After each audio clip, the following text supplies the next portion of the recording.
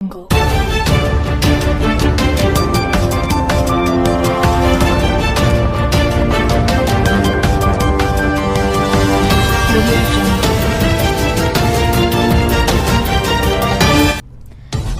ವೀಕ್ಷಕರೇ, ಸಿಡಿಲು ಗುಡುಗು ಸುದ್ದಿವಾಹಿನಿಗೆ ಸ್ವಾಗತ. ವಿಜಯನಗರ ಜಿಲ್ಲೆ ಅಗರಿಬೊಮ್ಮನಹಳ್ಳಿಯ ರೈಲ್ವೆ ಸೇತುವೆ ನಿರ್ಮಾಣ ಕಾಮಗಾರಿಗೆ ರೈಲ್ವೆ ಸಚಿವ ವಿ ಸೋಮಣ್ಣ ಅವರು ಭೂಮಿ ಪೂಜೆ ನೆರವೇರಿಸಿದ್ದು, ಅಗರಿಬೊಮ್ಮನಹಳ್ಳಿಯ ರಾಜ್ಯ ಹೆದ್ದಾರಿಯಲ್ಲಿ ಹಾದು ಹೋಗಿರುವ ರೈಲ್ವೆ ಹಳಿಯಲ್ಲಿ ದಿನನಿತ್ಯ ಹಾದು ಹೋಗುವ ವಾಹನ ಸವಾರರಿಗೆ ತೊಂದರೆ ಉಂಟಾಗುತ್ತಿದ್ದು, 3 ರೈಲ್ವೆ ಗೇಟ್ಗಳನ್ನು ಹೊಂದಿರುವ ಈ ಸಮಸ್ಯೆಯನ್ನು ತಪ್ಪಿಸುವ ನಿಟ್ಟಿನಲ್ಲಿ ಸೇತುವೆ ನಿರ್ಮಾಣಕ್ಕೆ ಚಾಲನೆ ನೀಡಲಾಯಿತು.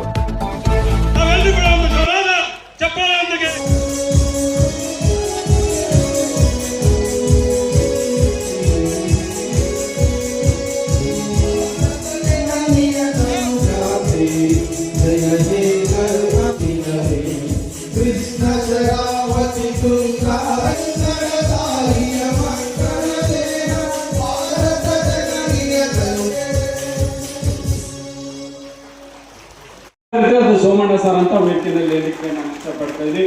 ಆ ನಿಟ್ಟಿನಲ್ಲಿ ಆ ದೇವ್ರ ಕೆಲಸ ಅಂತಂದೇಳಿ ಮತ್ತೆ 2ನೇ ಬಾರಿ ಸಚಿವರಾಗಿದ್ದಾಗ ನಮ್ಮ ಸಂಡೂರಿಗೆ ಬಡವರಿಗೆ ಅನುಕೂಲ ಆಗಬೇಕು ಅಂತೇಳಿ 2172 ಮನೆಗಳು 1172 ಮನೆಗಳು 135 ಕೋಟಿ ವೆಚ್ಚದಲ್ಲಿ ಇವತ್ತು ಅವ್ರು ಸುರು ಕೊಡ್ತಕ್ಕಂಥ ಕೆಲಸ ವಸತಿ ಸಚಿವರಾಗಿದ್ದಾಗ ಅಣ್ಣವ್ರು ಮಾಡಿಕೊಡಿರ್ತಕ್ಕಂಥದ್ದು.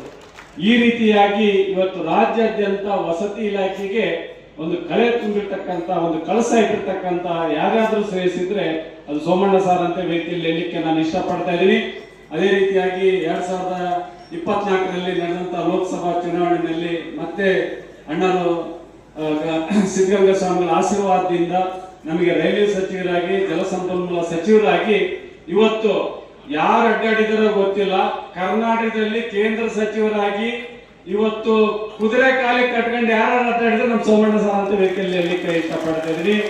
ಇವತ್ತು ತುಮಕೂರು ಕೊಟ್ಟಿಗೆರೆ ರೈಲ್ವೆ ಲೈನ್ ಇರ್ಬೋದು, ಇವತ್ತು ಅನೇಕ ಕಾರ್ಯಕ್ರಮಗಳು ವಿಶೇಷವಾಗಿ ನಾನು ಹೋಗಿ ಕೇಳ್ಕೊಂಡಾಗ ನಮಗೆ ಇವತ್ತು ROB 35 ಭೂಮಿ ಪೂಜೆ ಆಗಿದೆ.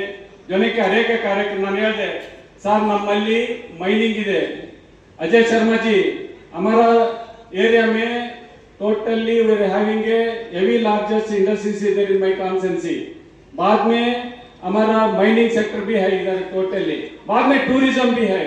इसलिए लास्ट टाइम हमारा बोर्ड का चेयरमैन के पास मैं बात करने से साहब के पास डिटेल दिया, वो टोटली रिपोर्ट लेके इमिडिएट आಗಿ ಎಲ್ಸಿ ಈಗ ಅಣ್ಣರು ಹೇಳ್ತಾ ಇದ್ದಾರೆ ಇವತ್ತು ROBಗಳ ಭಾಗದಲ್ಲಿ ಏನಾಗಬೇಕು ಅದನ್ನ ಅಣ್ಣರೇ ನಾನೇನ್ ಮನವಿ ಮಾಡಿದ್ದೀನಿ ಅದನ್ನ ಈಗ ನಿಮ್ ಇದೇ ವೇದಿಕೆಯಲ್ಲಿ ಘೋಷಣೆ ಮಾಡ್ತಾರಂತ ವೇದಿಕೆಯಲ್ಲಿ ಹೇಳಲಿಕ್ಕೆ ನಾನು ಹೇಳಿದ ರುಚಿ ಕಾಣಲ್ಲ, ಅಣ್ಣರ ಬಾಯಿ ಕೇಳ್ಬೇಕು. ಅದನ್ನೆಲ್ಲದೂ ಕೂಡ ನಾವೆಲ್ಲ ಫಾಲೋ ಅಪ್ ಮಾಡಿ ಡೆಲ್ಲಿ ಒಳಗಡೆ ಏನ್ ಸಂಶೋಧನೆ ಆದ್ಮೇಲೆ ಏನ್ ಕೆಲಸ ಮಾಡಿದೀವಿ, ಅನೇಕ ಯೋಜನೆಗಳನ್ನು ಮಾಡ್ತಾ ಇದ್ದೀವಿ.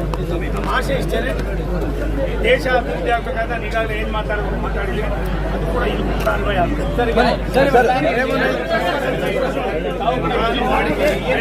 ಬೆಳಿಗ್ಗೆ ಏನ್ ಹೇಳ್ಬೇಕು ಹೇಳಿದ್ದೀನಿ, ಅವ್ರಿಗೂ ಕೂಡ ಏನ್ ಹೇಳ್ಬೇಕು ಹೇಳಿದ್ದೀನಿ. ಚಿಕ್ಕ ಹುಡುಗ ಇದ್ದಾರೆ, ಒಂದ್ಸಾರಿ MLA ಆದ ತಕ್ಷಣನೇ ಎಲ್ಲ ನಾವು ಪ್ರವೀಣರು ಅನ್ನೋದು ಆಗ್ಬಾರ್ದು.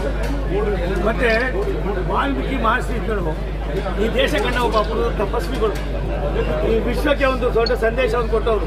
ಅವ್ರ ಹೆಸರು ಹೇಳ್ಕೊಂಡು ನೀವು ಅಲ್ಲಿಗೂ ವಾಲ್ಮೀಕಿ ಸ್ಟ್ಯಾಚ್ಗೂ ಜನಾರ್ದನ್ ರೆಡ್ಡಿ ಮನೆಗೂ 500 ಮೀಟರ್ ಮೇಲೆ ಐತೆ, ಅಲ್ಲಿಗೆ ಹೋಗ್ಬಿಟ್ಟು ಅವ್ರ ಮನೆ ಮುಂದೆಗಡೆ ಬ್ಯಾನರ್ ಕಟ್ತಕ್ಕೆ ಹೋಗ್ತಿರಲ್ಲ. ನಿಮ್ಗೆ ಏನಾದ್ರು ಸ್ವಲ್ಪ ಕಾಮನ್ ಸೆನ್ಸ್ ಇದೆಯಾ? ನೀನೊಬ್ಬ ಜನಪ್ರತಿನಿಧಿ ಅಂದ್ರೆ ಏನು ಅಂತ ಇವತ್ತು ಏನೇನು ಹೇಳ್ಬೇಕು ಹೇಳಿದ್ದೀನಿ, ಮತ್ತೆ ರಿಪೀಟ್ ಮಾಡಕ್ಕೆ ತಯಾರಾಗಿಲ್ಲ. ಅದನ್ನೇ ಹೊಡೀರಿ ಸಾಕಾಗಿದೆ. ಸರ್ ನಾವೀಗ ವಿಜಯನಗರ ಜಿಲ್ಲೆಯ ಇದ್ದೀವಿ ಸರ್, ಬಳ್ಳಾರಿಯಲ್ಲಿ ಮಾತಾಡಿದ್ರಿ ಸರ್. ಒಬ್ಬ ಮಾಜಿ ಸಚಿವರ ಮನೆಯಲ್ಲಿ ಫೈರಿಂಗ್ ಮಾಡ್ತಾರೆ ಸರ್, ಅವ್ರ ಮನೆ ಕಡೆ ಗುಂಡು ಹಾರಿಸ್ತಾರೆ. ಫೈರಿಂಗ್ ಅಲ್ಲಪ್ಪ, ಉದ್ದೇಶ ಪೂರ್ವಕವಾಗೇನೆ ಅವರನ್ನ ಮುಗಿಸ್ತಕ್ಕಂಥ ಸಂಚನ ಮಾಡಿ ಎಲ್ಲ ಒಂದ್ ಕಡೆ ಭಗವಂತ ಅವ್ರ ಒಳ್ಳೆತನೋ ಅವ್ರ ಹೆಂಡತಿ ಮಾಡಿದ ಪೂಜೆನೋ ಇಲ್ಲ ರಾಮುಲು ಅವರಲ್ಲಿ ಎಂಟ್ರಿಫೇರ್ ಆಗಲಿಲ್ಲ ಅಂದರೆ ಏನೆಲ್ಲ ಆಗ್ತಾ ಇತ್ತು ಅದನ್ನು ತಪ್ಪಿಸಿ ಇವತ್ತು ಇದಾಗಿದೆ. ಒಂದು ನಾನು ಅದನ್ನು ಹೇಳಿದ್ದೀನಿ, ಮನುಷ್ಯನಿಗೆ ಕೋಪ ಇರಬೇಕು, ಅಹಂಕಾರ ಇರಬೇಕು, ದುರಹಂಕಾರ ಇರಬೇಕು. ಅದಕ್ಕೆ ನಾನು ಹೇಳಿದೆ, ಒಂದು 6 ತಿಂಗಳು ನನ್ನ ಹತ್ರ ಕಳ್ಸಪ್ಪ, ನಾನು ಅವ್ರಿಗೆ ಏನು ಬೇಕೋ ಟ್ರೈನಿಂಗ್ ಕೊಡ್ತೀನಿ. ಸರ್ ಬರಮನಹಳ್ಳಿಯಿಂದ ದೇಶದಲ್ಲಿ 7 ಕೋಟಿ ಜನ ಇದ್ದೀವಿ. 7 ಕೋಟಿಯಲ್ಲಿ MLA ಆಗೋಕ್ಕಿರೋದು 224 ಜನಕ್ಕೆ. ಇಡೀ ದೇಶದಲ್ಲಿ 142 ಕೋಟಿ ಇದ್ದಾರೆ. MP ಆಗೋದಿರೋದು ಕೇವಲ 545 ಜನಕ್ಕೆ. ಇಂಥದ್ದನ್ನು ಉಪಯೋಗಿಸ್ಕೊಳ್ಳೋದು ಬಿಟ್ಟು ಯಾವುದೋ ಹಂಗೆ ಕಾಕಮ್ಮನ ಪುರಾಣ ಹೇಳ್ಕೊಂಡು ಮತ್ತೊಂದು ಮಾಡಿಕೊಂಡು ಇವೆಲ್ಲ ಇದೆಯಲ್ಲ, ಇದು ಒಬ್ಬ ಜನಪ್ರತಿನಿಧಿಗೆ ಗೌರವ ತರ್ತಕ್ಕಂಥದ್ದನ್ನು ಸರ್, ಅಭಿವೃದ್ಧಿಯಲ್ಲಿ ಮರಮನೆಯಿಂದ ಶಿವಮೊಗ್ಗ ತನಕ ರೋಡ್ ಇಲ್ಲ ಸರ್. ರೋಡಿನ ವ್ಯವಸ್ಥೆ ಹದಗೆಟ್ಟಿದೆ. ಯಾಕೆ ಸರ್? ನಿಮಿಷ ತಾಳಪ್ಪ, ಎಲ್ಲ ಅಭಿವೃದ್ಧಿ ಆಗಿದೆ ಈ ಸರ್ಕಾರದಲ್ಲಿ. ಒಂದೇಳಪ್ಪ ನೋಡೋದು, ನಾವೇನು ಕೊಟ್ಟು ಹೋಗಿದ್ದೋ ಬುದ್ಧಿಗೂ ಅಷ್ಟರಲ್ಲೇ ನಡೀತಾ ಇದೆ. ಏನಾಗಿದೆ ತುಂಬ ನಮಗೆ ಬುದ್ಧಿವಂತ ಇದ್ದಾನೆ, ಹೆಂಗೆ ಕೆಲಸ ಮಾಡಿಸ್ಕೋಬೇಕು ಅನ್ನೋದು ಆತನಿಗೆ ಕಲೆ ಇದೆ. ಇವತ್ತು ಅವ್ರು ಹಂಗೆ ನಡೀತಾರಲ್ಲ, ಈತ ಹೆಂಗೆ ನಡೀಬೇಕು ಈತನಾದ್ರೂ ನೋಡಿ ಅವ್ರು ಕಲ್ತ್ಕೊಳ್ಳೋದು ಸರ್. ನಾನು ಅದ್ರ ಬಗ್ಗೆನೂ ಸ್ಪಷ್ಟೀಕರಣ ನೀಡಿದ್ದೀನಿ ಸರ್. ಅವ್ರು ಇನ್ನೂ 1ನೇ ಕ್ಲಾಸ್ ಪಾಪ ಮಾಂಟೇಸರಿಗೆ ಅಡ್ಮಿಷನ್ ಆಗಿದ್ರು, ಏನು ಅಂತಾನೆ ಗೊತ್ತಿಲ್ಲ. ಇದೇ ರೀತಿ ಮಾಡಿದ್ದು ಅಲ್ಲಿ ಏನು ಹಿಂದೆ RCBದು ಕ್ರಿಕೆಟ್ ಆಯ್ತಲ್ಲ ಬೆಂಗಳೂರಲ್ಲಿ, ಅಲ್ಲಿ ದಯಾನಂದ್ ಅಂತ ಒಬ್ಬ ದಕ್ಷಾಧಿಕಾರಿಗೆ ಇದೇ ರೀತಿ ಶಿಕ್ಷೆ ಕೊಟ್ಟು ಇಲ್ಲಿ ಇವು ಸರ್ಕಾರ ತನ್ನ ಕೊಳಕನ ಮುಗಿಸ್ಕೊಳ್ಳೋದಕ್ಕೆ ಮಾಡಿರ್ತಕ್ಕಂಥ ಷಡ್ಯಂತ್ರ. ಈ ಭಾಗದ ಜನ ಒಂದು ಕಾಲದಲ್ಲಿ ಬಳ್ಳಾರಿಯಿಂದ ಬೆಂಗಳೂರಿಂದ ಬಳ್ಳಾರಿಗೆ ಬಂದರು, ಸರ್ಕಾರ ಬಂತು, 136 ಜನ ಗೆದ್ದರು, 140ಕ್ಕೆ ಹೋದರು.